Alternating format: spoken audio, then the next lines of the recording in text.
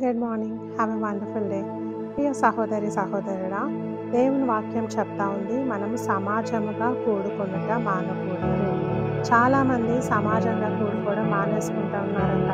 ఎందుకంటే వాళ్ళ busy schedule వల్ల కావచ్చు, కొన్నిసార్లు టైం ఇవ్వలేక కావచ్చు, ఎన్నో సమస్యలతో ఎన్నో ప్రాబ్లమ్స్తో మీటింగ్స్ కానీ గ్యాదరింగ్స్ కానీ అటెండ్ కాలేకపోతూ ఉన్నారు. కానీ దేవుని వాక్యం చెప్తా ఉంది, మనము సమాజంగా కూడుక మానకూడదు. ఎందుకు సమాజంగా కూడుకోమని వాక్యం చెప్తా ఉందంటే, ఒకరిని ఒకరము ఎంకరేజ్ చేసుకోవడానికి, ఒకరిని ఒకరము మంచి పనులయందు సత్కార్యములందు ఎంకరేజ్ చేసుకోవడానికి. ఒకసారి వాక్య భాగాన్ని చదువుకుందాం.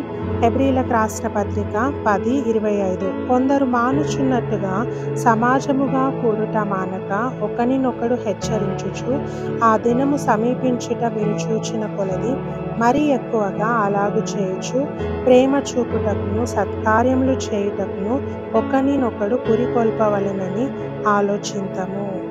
ప్రేమ చూపించడానికి, ఒకరినొకరు ఎంకరేజ్ చేసుకోవడానికి, మంచి పనులయందు సత్కార్యములందు ఎంకరేజ్ చేసుకోవడానికి దేవుడు సమాజంగా కూడుకోవాలని చెప్తా ఉన్నాడు. కానీ ఈ ప్రస్తుత కాలంలో మనం చూస్తే చాలా గ్యాదరింగ్స్లో ఒకరి మీద ఒకరు సాడీలు చెప్పుకోవడము, ఒకరిని ఒకరు డిస్కరేజ్ చేసుకోవడము, ఒకరికంటే ఒకరు నేను ఎక్కువ అంటే నేను ఎక్కువ అనుకోవడము, వీటి వల్లనే కాలం గడిచిపోతూ ఉంది. బట్ నో, దేవుని వాక్యం చెప్తా ఉంది, మనము ఒకరినొకరు ఎంకరేజ్ చేసుకోవాలా. మనకంటే ఇతరులు యోగ్యులని ఎంచాలా. నాకంటే నువ్వు బాగా పాడతావు, నాకంటే నువ్వు బాగా వాక్యం చెప్తావు, నాకంటే నువ్వు చాలా చక్కగా దేవుళ్ళు వాడబడతా ఉన్నావని ఒకరినొకరము మనము ఎంకరేజ్ చేసుకోవాలా. డిస్కరేజ్ చేసుకోవద్దు. డిస్కరేజింగ్ వర్డ్స్ మన నోటి నుండి వస్తూ ఉన్నాయంటే అది అపవాది యొక్క కార్యము.